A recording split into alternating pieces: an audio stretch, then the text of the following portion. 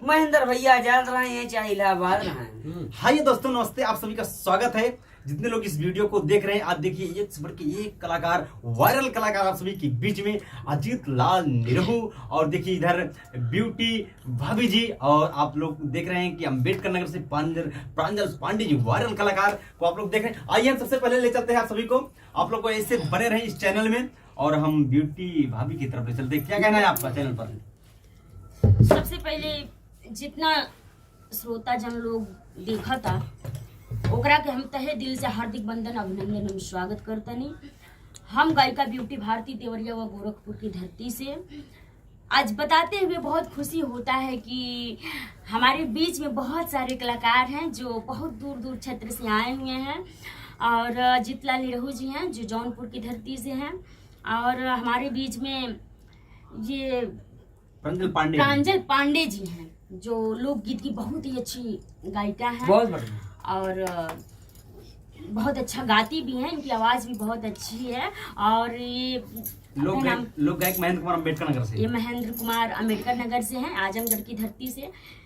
इनका परिचय बताना वो बात बिल्कुल वो नहीं है, ये बहुत मशहूर कलाकार हैं, जानने में परिचय के मोहताज नहीं। हाँ, परिचय के मोहताज नहीं है। या तो आज आप सभी के बीच में कुछ गाने होंगे।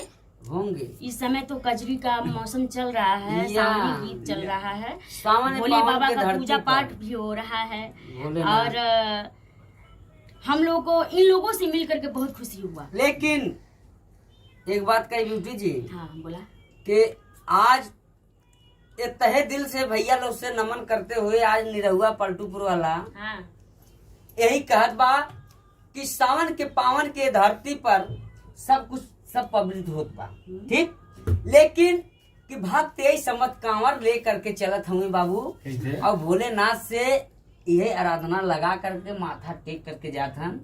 लेकिन ये हमरे जो हुए, का नाम बता भाई? प्रांजल पांडे जी। हाँ, तो इनके माता सरस्वती के आशीर्वाद हुआ है साक्षात, कि इतना प्यार दुलार आशीर्वाद माई हमार देहले हैं सरस्वती माई, कि गजब इनका जो हुआ है गाना बजाना, इनका स्वर नंबर 1 हो।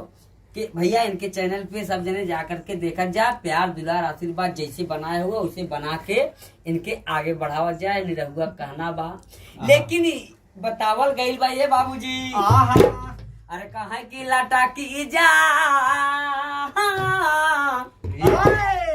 अरे लाटा की जा डाल दी तुलसी की माला, लाटा की जा डाल दी तुलसी की माला, लाटा की जा डाल दी तुलसी, हाँ तुलसी का माला हो, तुलसी का माला, लाटा की जा डाल दी तुलसी की माला, लाटा की जा डाल दी तुलसी की माला, लाटा की जा डाल दी तुलसी की माला। ब्रह्मा के डाला ये भैया हो, ब्रह्मा के डाला की विष्णु के डाला रे, ब्रह्मा के डाला की विष्णु के डाला रे, ब्रह्मा के डाला की विष्णु के डाला रे, कहे ब्रह्मा के डाला विष्णु के डाला,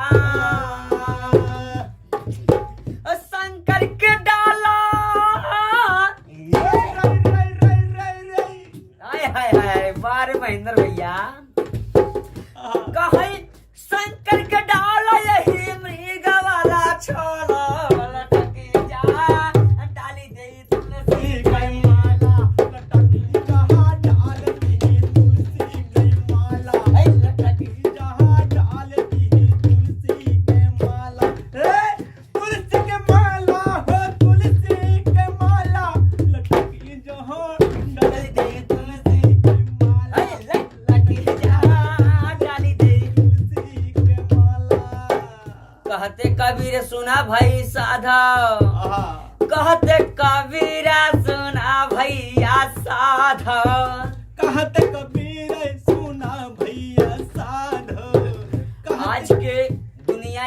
जमाना बतैले भैया भैया कैसे मास्टर?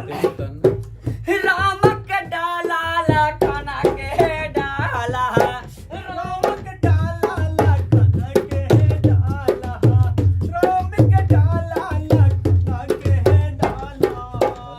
लेकिन सीता के डाला जय हो।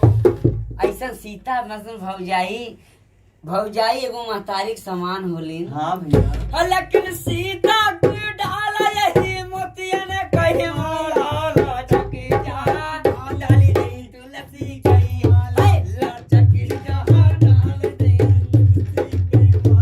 लचकी जा डाली दे। लेकिन लास्ट लाइन कहल गईल बा ए भैया हो का कहल गल भैया बाबू? ये नहीं रहो भैया कैसे? कहा दिवा कर भैया के डाला